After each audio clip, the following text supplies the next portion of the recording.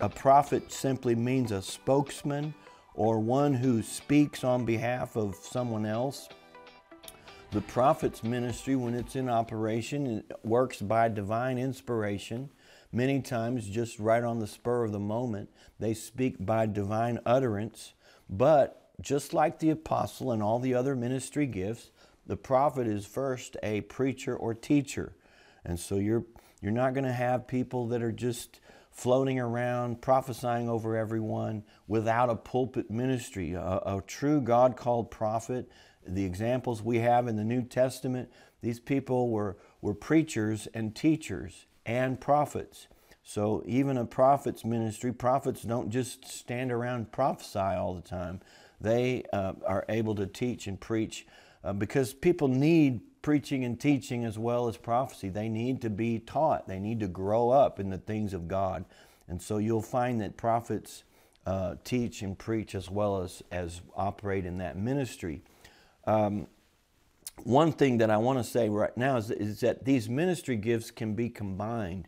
You don't just have to have a prophet or a teacher or a pastor, but you can see this, and if you look at ministries that you're familiar with, you can have pastors that are very evangelistic. They kind of operate in both of those giftings, or you can have pastors that are very oriented toward teaching. They're teaching pastors. You can have prophets that are preachers. You can have prophets that are they're more apt to teach than they are to preach. And apostles would, when an apostle goes into a place to establish a work, he may have to operate in all five of the ministries in order to get the church planted and birthed and started.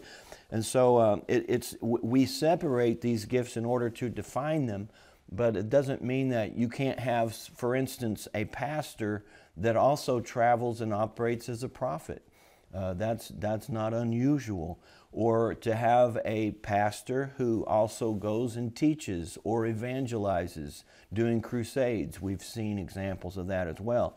So we are separating this, not to say that everybody has to fit into one box, but to just define what is this ministry and what is it not. So let me just start by saying this: not everyone who prophesies is a prophet. Just because someone prophesies does not make them a prophet. And in 1 Corinthians 14, the entire church is called by Paul to covet and to prophesy. We're supposed to want that gift operating in the church, but don't take it too far and say anybody who prophesies is a prophet. That's not the definition of a prophet. That's not the office of a prophet. Any believer can prophesy. And this has been taken to the extreme, and there's no need for it. And so, I'm going to do what I do right now. I'm going to teach, and hopefully that'll bring balance and stability instead of just making people mad. But if you see someone who's just always going around and prophesying, and they're really not even a preacher or teacher, they have no pulpit presence or no pulpit ministry, then chances are they're just in excess and extreme.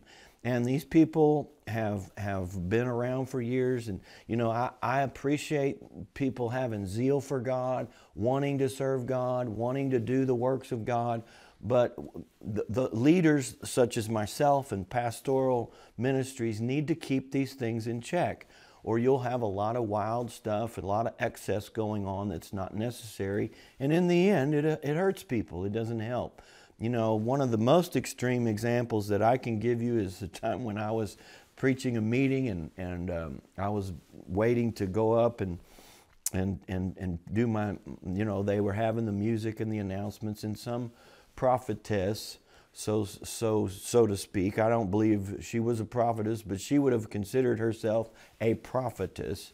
Stopped the service and took the microphone, called me forward, and informed me by the Spirit that Elvis Presley had lost his calling. He'd missed his calling, that God had a call for him, and he'd missed it. We were about an hour and a half from Memphis. So Elvis was very, very revered in that area of the country. And she looked at me and said, God is asking you to take Elvis Presley's calling. Are you willing to fill Elvis Presley's shoes? Those are exact words as far as I can remember. Well, can I just tell you, now I've never said this, but I am going to say it right now. I'd rather hear a donkey bray at midnight in a tin barn than to be subjected to that kind of foolishness and extremism. And the pastor, bless his heart, he didn't do anything about it. He should have stopped it. And I just looked back at her to try and not do more damage. And I just said, I'm willing to do, the question is, are you willing to fill Elvis Presley's shoes? I mean, what kind of a question is that in a New Testament church? And so I wanted to know, is it the blue suede shoes or would it be the white shoes? Is it like the jumpsuit, or can I wear my shirt out? But at a time like that, I looked back at her and I was searching for some way to get out of this because the whole church is just spellbound. And I said, I'm willing to do whatever God tells me to do. And I immediately turned around and sat down. But that's the kind of thing that goes on when you just let people have free reign. You in the name of a prophet or in the name of prophecy. That was not prophecy. Now, I believe this lady had good intentions, but I think she was extremely misled. Let me give you the definition of prophecy. It is in 1 Corinthians 14:3. Paul said this, he who prophesies speaks edification, exhortation, and comfort. Now, there wasn't anything comforting about that. Edification, exhortation, and comfort. And I'm going to get to this later, but that has nothing to do with foretelling the future. Simple prophecy is an inspired utterance by the Spirit to edify, exhort, and comfort.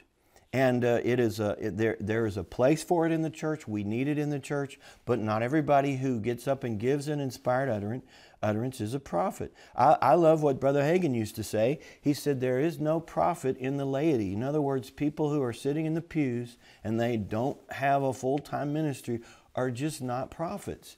And I know that's going to make some people mad, but all I'm trying to do is keep the damage, is limit the damage, because you can have a lot of damage done by people who overestimate their importance and overestimate their gifting, and they want authority where they really don't have it.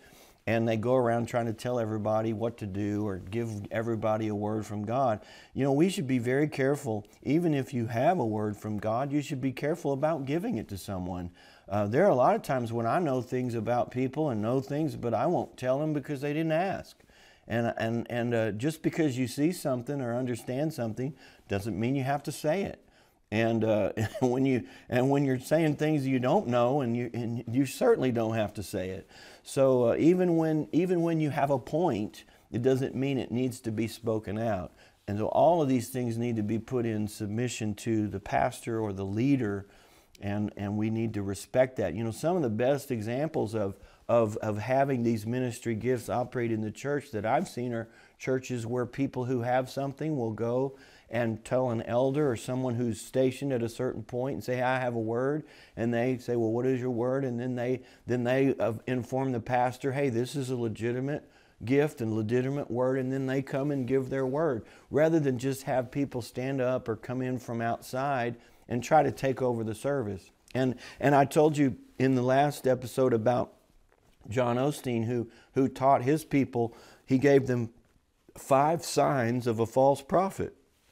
And he taught them these 5 ways to recognize a false prophet. And then when someone would come in from outside and begin to prophesy, his own people would say, oh, that's number 1, that's number 2, that's 4, that's 5.